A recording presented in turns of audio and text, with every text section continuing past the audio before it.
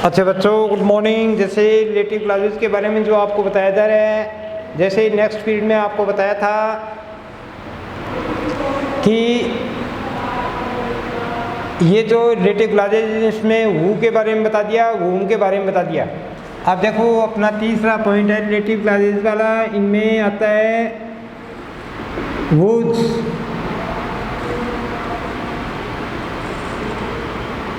तो ये जो whose है इसको किस तरीके से अपने को काम में लेना है।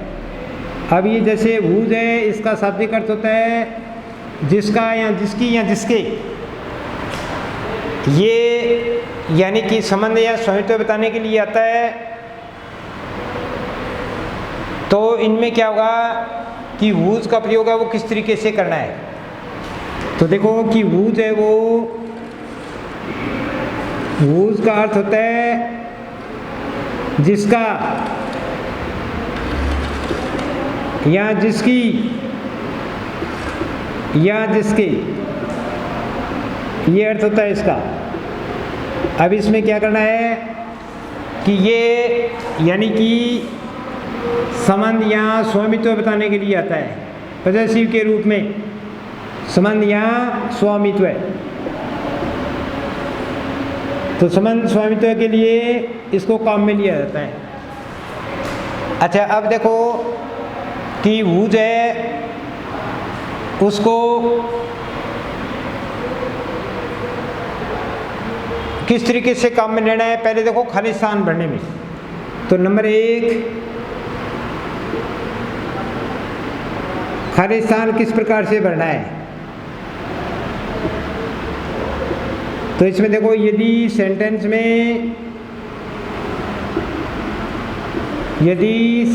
में खाली स्थान से पहले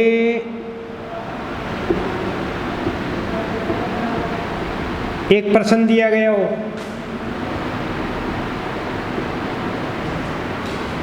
वह खाली स्थान के बाद प्रश्न दिया गया हो।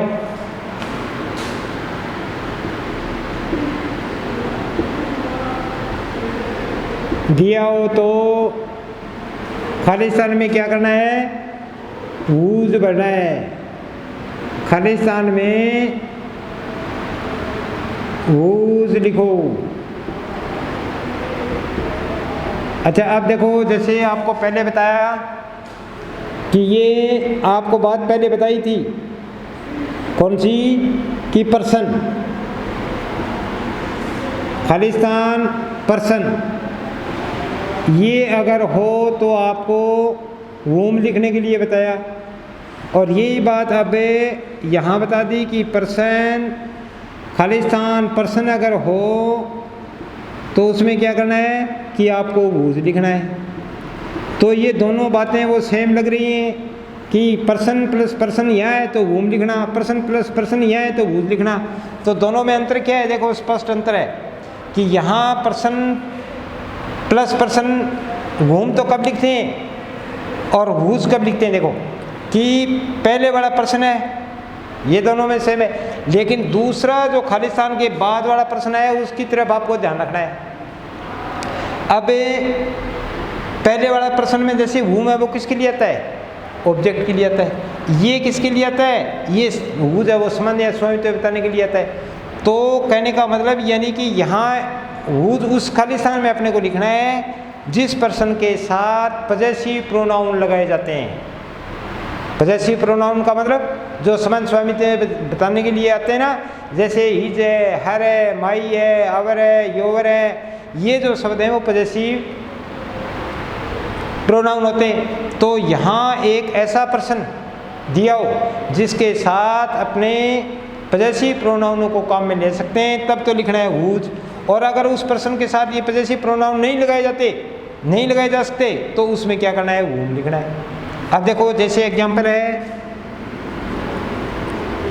जैसे ये लिखा है कि Reena dash brother is a doctor, is my neighbour, full stop. जैसे ये लिखा है Meena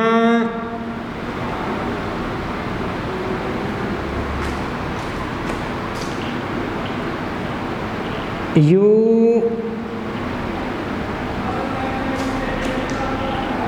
met yesterday is my neighbor। अब देखो ये दो सेंटेंस है।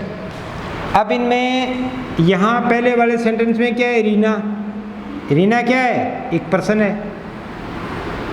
दूसरे सेंटेंस में क्या है, मीना, मीना क्या है, एक पर्सन है।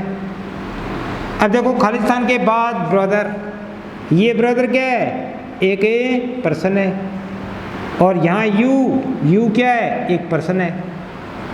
अब इसमें जैसे यानी कि जो रिलेटिव प्रोनाउन वाली बात आती है तो इनमें हुज या हुम में से कौन सा बना है। देखो पहले वाले सेंटेंस में रीना और ब्रदर, अब एक खालिस्तान के बाद क्या है, ब्रदर। अब ये जो ब्रदर शब्द है इसके साथ जो ये जैसे आपको बताएं ना कि जो पजेसिव प्रोनाउन है, पजेसिव जो प्रोनाउन है, पजेसिव प्रोनाउनों का मतलब जैसे हिज हो गया, हर हो गया, माई हो गया, अवर हो गया, योवर हो गया, ये इस तरीके से ये पजेसिव शब्द है इसके साथ लगाए जा सकते हैं। जैसे his brother, her brother, my brother, our brother, your brother लिखा जा सकता है। पजेसिव इसके साथ लिखा जा सकता है। पजेसिव अगर लिखा जा सकता है तो क्या लिखा जाएगा, पजेसिव अगर लिखा जाता है तो उसमें अपने को क्या करना है, उसमें वूज लिखना है। वूज है वो पजेसिव के लिए आता है, तो इस खाली स्थान में अपने क्या लिखेंगे, वूज। अब दूसरा सेंटेंस है, दूसरे में देखो ये मीना पर्सन है, यू क्या है, पर्सन है। अब यू है, यू के साथ देखो दूसरा जो पर्सन है खालिस्तान के बाद वाला, उस यू के साथ ये जो पजेसिव प्रोनाउन है, हिज यू लिखा जाता है, नहीं। हर यू लिखा जाता है, नहीं। माई यू लिखा जाता है, नहीं। कहने का मतलब यानी कि इस यू के साथ ये पजेसिव प्रोनाउन है वो नहीं लगते, तो इसका मतलब फिर इसमें क्या लिखा जाएगा, वूम लिखा जाएगा। तो इस तरीके से ये दोनों में अंतर हो गया। ये ध्यान करना है कि वूज है वो यानी संबंध बताने के लिए आता है, और वूम है वो किसी एक ऑब्जेक्ट के बताने के लिए होता है। तो जहाँ संबंधों वाली बात आए खालिस्तान के बाद वाले पर्सन की, तो लिखना है अपने को वूज, और अगर ऑब्जेक्ट वाली अगर बात आए तो उसमें क्या करना है, अपने को लिखना है वूम। तो ये इस तरीके से इन दोनों में अंतर हो गया।